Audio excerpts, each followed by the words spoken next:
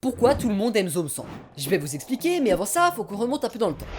Voilà, on est en 1975, Microsoft voit le jour, Franco vit ses derniers instants, et un petit studio d'animation japonais fait ses premiers pas dans l'industrie. Ce studio s'appelle Shaft, et pour l'instant c'est rien de plus qu'un studio qui s'occupe de sous-produire quelques animés. Donc le temps passe, Shaft réalise ses premiers projets perso, connaît ses premiers succès, ce qui nous amène en 2009. Cette année, en plus de célébrer les 5 ans de ce gros beau gosse, marque la sortie d'un animé qui laissera une trace sur l'industrie, Bakemonogatari.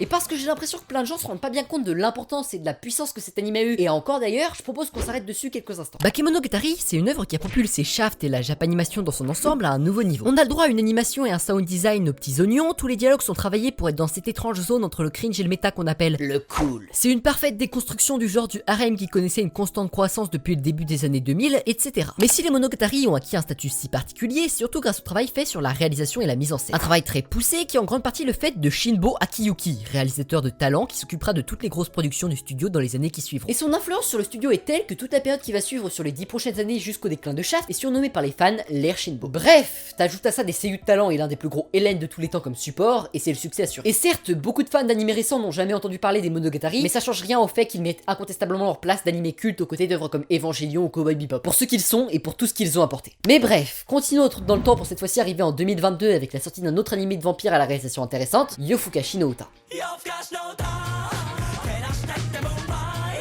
Et en regardant de plus près, on peut clairement pas passer à côté de la ressemblance entre cet animé et la saga Monogatari. D'un point de vue de la mise en scène, Call of the Night est plus ou moins un enfant des Monogatari, ce qui n'est pas étonnant quand on sait que la réalisation de cet animé a été confiée à Tomoyuki Itamura, un ancien du studio Shaft ayant beaucoup apporté sur la saga. Et donc en partant de ça, on peut voir au premier coup d'œil que les deux séries ont beaucoup en commun. L'utilisation précise des couleurs non diégétiques pour transmettre des émotions particulières, les plans d'ensemble horizontaux quand les personnages ont une conversation, les passages au style cartoonesque pour exprimer la panique d'une manière comique, etc. Et un autre point commun que cet animé a avec les Monogatari, mais qu'il a également avec Madoka Magica ou Sangatsu no Lion qui sont d'autres animés du studio Shaft, c'est son succès. Car malgré les flops de ces animés récents, Shaft est originellement connu pour produire des bangers. Des bangers en termes de qualité, comme les deux que je viens de citer, mais aussi des bangers en termes de stats, comme Nisekoi, qui, malgré qu'il fête bientôt ses 10 ballets, reste l'une des plus grosses rom-com ever. Bon, maintenant que j'ai bien préparé le terrain, je pense que vous voyez à peu près où je vais en venir. Alors revenons dans le présent et parlons de Zom-Sang.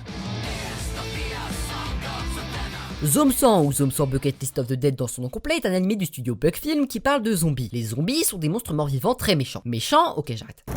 Faut que je vous avoue un truc, j'aime pas trop les zombies. Cette atmosphère pesante qu'ils installent avec cette impression qu'à chaque instant ça peut être la fin de l'aventure, ça met assez mal à l'aise. Et je sais que c'est justement le principe de faire stresser le spectateur pour les personnages. Mais moi j'aime pas ça et je pense pas que je sois le seul dans ce cas-là. Je pense même qu'on est assez nombreux. Et donc en partant de ce principe, faire une histoire d'invasion de zombies dans un médium qui n'y est pas particulièrement habitué, c'est quelque chose qui peut paraître assez risqué au premier abord. Car je vous rappelle que le dernier gros animé d'invasion de zombies qu'on a eu c'était High School of the Dead, et ça m'étonnerait que beaucoup de gens l'aient vraiment regardé pour les zombies. Tout ça nous amène à Zom-Sang. Et si comme je viens de l'expliquer, la Japanimation n'est pas un terrain conquis pour les histoires de zombies, cet animé a eu la bonne idée de prendre le genre à contre-pied pour proposer une histoire plus soft, s'éloignant des standards. On passe alors d'un style aux tendances horrifiques où chaque faux pas signifie la mort, à un animé léger où les zombies font plus office de moteur à l'histoire que de véritables menaces pour les personnages. Tout ça porté par un protagoniste qui n'en a rien à foutre des zombies et à qui tout réussit pour autant. Voilà donc le premier élément de succès, une histoire qui allie légèreté et zombies de manière à plaire au plus grand nombre. Une autre composante qui fait que tout le monde aime Zom-Sang, c'est l'un de ses thèmes principaux, l'évasion. Pas une évasion au sens littéral évidemment, mais une évasion de la réalité, un besoin de se libérer de la pression sociale, ici représenté par le monde du travail. Akira Tendo, le personnage principal, est un employé de bureau normal auquel on demande constamment de donner tout ce qu'il a dans son travail. Il vit une vie qui ne lui convient pas et est coincé dans celle-ci, jusqu'au jour où une invasion de zombies arrive, le libérant enfin de l'enfer que représentait sa boîte. La série exacerbe ce que peut représenter la pression d'avoir constamment des gens qui attendent de toi que tu donnes tout ce que tu as, parfois même au-delà de tes capacités. Elle montre qu'à cause de ça, ce qui peut être la pire situation à une échelle globale ne l'est pas forcément d'un point de vue personnel, et que des problèmes qui peuvent paraître minimes pour les uns peuvent être un enfer pour les autres. L'évasion est un thème plutôt récurrent dans les animés, notamment dans les school life où les relations sociales des personnages sont souvent un moyen de se libérer de la pression de la réussite scolaire, sujet central pour les jeunes japonais. Et d'ailleurs, un autre animé qui met en avant l'évasion, c'est Yofukashi no Uta avec le personnage de Ko, pour lequel la nuit est un moyen de s'échapper du regard des autres, et de la nécessité de toujours bien paraître en société. Et ça me fait une parfaite transition pour vous parler de ce qui selon moi a assuré le succès de Zom-Sang avant même la sortie de l'animé, mais qui est également la raison du succès de Call of the Night, la réalisation et la mise en scène. C'était mon cas,